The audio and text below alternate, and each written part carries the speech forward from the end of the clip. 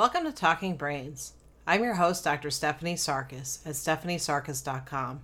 I'm the author of Gaslighting, Recognize Manipulative and Emotionally Abusive People and Break Free.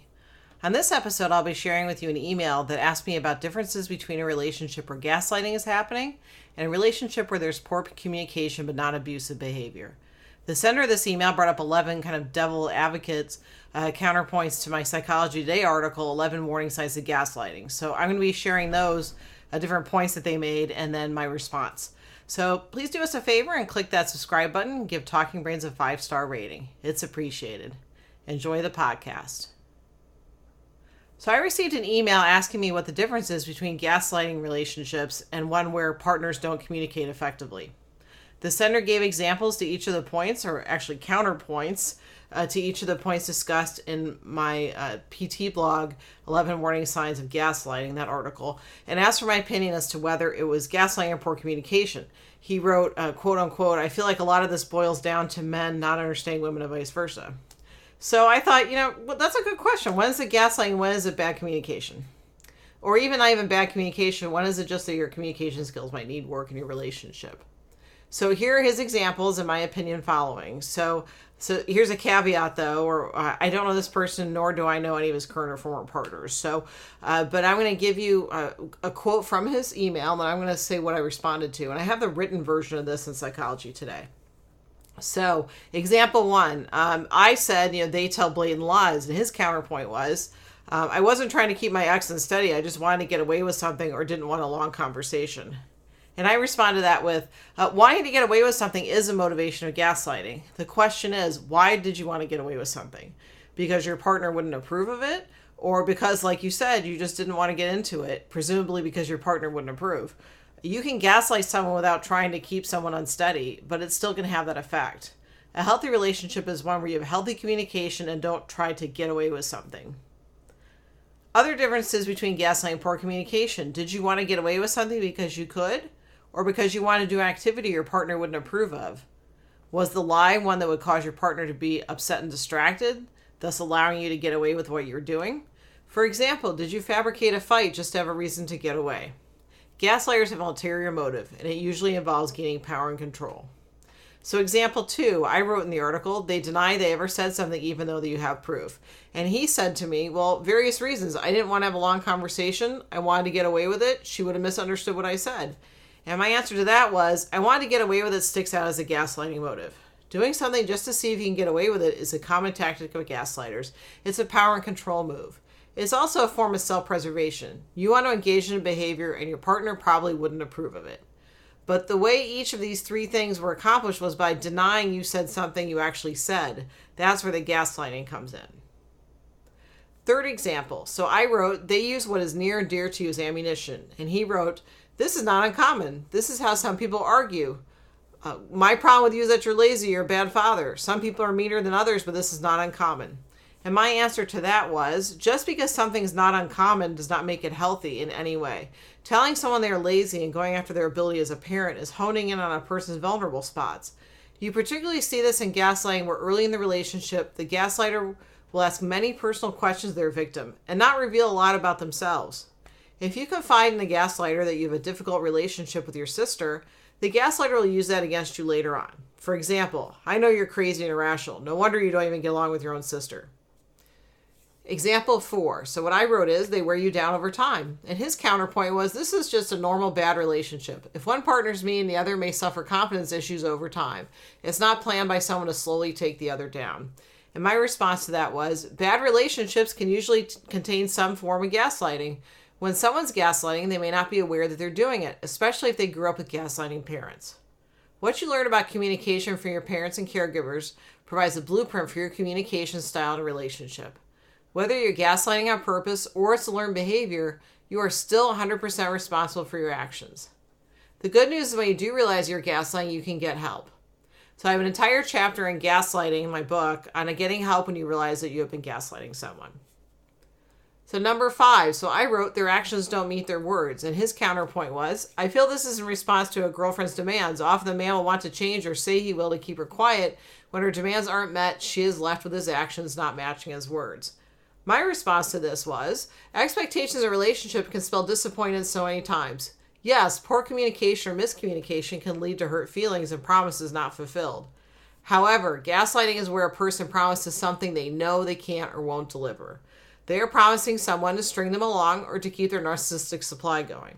If you're making a promise to keep someone quiet, yes, it is a form of gaslighting, and you most likely have no intention of following through. So another counterpoint this writer brought up of the email said that some of the meanest people still have a nice side to them and will throw out compliments. It's human nature to be more critical because when things are going right, we don't need to speak. It's not calculated, it's just human nature. My response to that was, sure, rarely are people 100% mean or 100% non-mean. True, a mean person can still give a compliment, but is that compliment given freely or is it given with an expectation of something in return? With a gaslighter, a compliment is only given in the very beginning of a relationship. When he is love bombing you, when he needs something from you, or when he combines it with an insult, which I call a complisult. It's a combination of a compliment insult. They can't just give a compliment. They always have to add an insult to it. You tell your partner you appreciate them and you thank them. So number 7. So what I said in my article was that they know confusion weakens people. So the person responded with a counterpoint. Again, lying to get out of trouble like a politician isn't some elaborate scheme to confuse you and shatter your stability. And my answer to that was, it depends on who's doing the lying.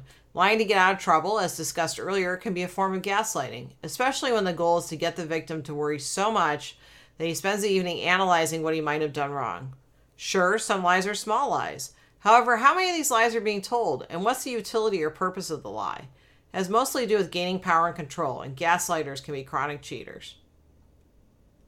So example 8. So I said in my article that gaslighters project, and his counterpoint was, it's human nature for drug users to think that they don't have a problem, and someone else smoked one joint once so they can smoke 100 and it's fine.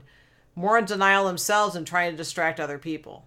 And my answer to that was, gaslighting is a common behavior for addicts. Rationalizing, as the emailer describes, can take on a gaslighting bent, especially when it's twisted as, you drank some beers last week, so what's the problem with me drinking some? You think you're better than me. Maybe you're the alcoholic. And that's called projection. It's not only rationalizing and minimizing, but it's also intentionally putting the focus on the other person. It's a distraction technique. Usually what follows are more examples of how the gaslighter claims the victim has a drinking issue. And some of those examples never even happen, but the gaslighter will swear they did. So example 9, I said gaslighters try to line people against you. And his counterpoint was, not a devilish plot, just human nature. If you think you are right, you will talk to your friends for support or just to make conversation about life. When saying this person knows you're wrong, it's just an argument tactic to try and win the argument, not to make you distrust people. My answer to that was, there's a difference between talking to friends for support or conversation and a gaslighter actively working to pit people against each other. When someone says this person knows you're wrong without that person present, there's no way to verify it. One of the reasons that tactic is used in gaslighting. Also, the purpose of an argument is to come to a resolution, not to win, unless you're on a debate team. So, example 10. So I said gaslighters will tell you or others that you're crazy. And this was his counterpoint. Not a man on earth who hasn't thought some woman is crazy at some stage, but as you get older, you learn where women are coming from. Again, it's an easy mistake to make and one I made when younger. I just didn't know any better. And my answer to that was, first I give credit to the email sender for admitting he made a mistake. Plenty of women have thought a man was crazy as well, so it's kind of equal. The difference between telling someone, oh, you're acting crazy, or worse, you're crazy, is that the gaslighter not only tells their victim they're crazy, they also tell other people that the victim's crazy. The gaslighter also tells the victim, everyone else knows you're crazy too. I made sure I told them. But hey, they probably already knew. This isolates the victim. They now feel they have nowhere to turn because they feel they won't be believed. Why is calling someone crazy a common behavior of a gaslighter? Because it's dismissive. So example 11, I said gaslighters tell you everyone else is a liar. And his counterpoint was, they may generally believe your family and media are lying. There are lots of lies floating around the media. As far as a family issue, if one partner believes that they're a good partner, they may believe your family's lies, or they're just trying to get away with something. And my answer to that was, this is an example of taking one sentence out of a paragraph and deciphering it without including the original context. Yes, families and other entities can lie. However, the gaslighter tells you that everyone is lying, even when they're clearly telling you the truth. For example, telling you that your gaslighting partner is not healthy for you. Gaslighters are very good at projecting. They blame you and others for behavior they're actually doing. In this case, gaslighters constantly lie, so they tell you everyone else is a liar. The motive of the gaslighter is to make you question your sanity and your reliance on others for support. This, in turn, isolates you and makes you rely more and more on the gaslighter for the correct version of reality. In conclusion, there are many differences between gaslighting and poor communication relationship. They also have some similarities. In essence, look at the motive and intent of your partner's behavior. If the intent is to keep you off kilter and questioning your sanity, it's gaslighting. If the motive is to isolate you, it's gaslighting. If your partner grew up in a dysfunctional family and has these behaviors because it's what he learned, it's still gaslighting. Thank you to the email sender for his quotes and his question about whether something is gaslighting or not. And thank you for listening to this episode of Talking Brains. I'm your host, Dr. Stephanie Sarkis at stephaniesarkis.com. I'm the author of Gaslighting, Recognize Manipulative and Emotionally Abusive People and Break Free. Please hit subscribe and give us a 5-star rating. It's appreciated. Thank you and have a great day.